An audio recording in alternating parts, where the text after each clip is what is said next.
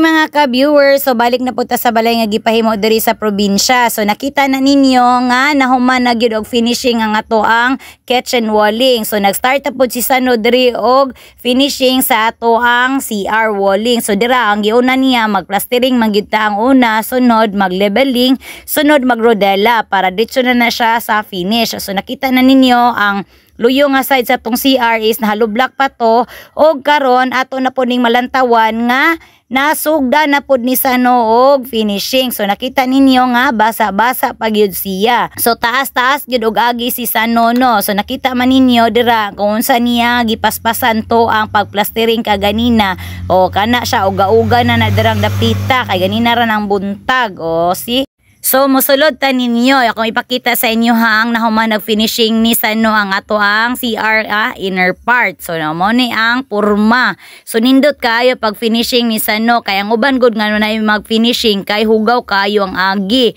So diring dapita is hamis gud kay agi si Sano. So mangutana ta unsay purpose nganong gihamis na ni Sano kay para madritsuan na niya dira og skim coat. Kay after ani ini humana tog bungbong ato manday ning paskim kutan. So diring dapita ni kumbati na pod si kuya. So daghan kayong salamat dahil sa pagtan-aw.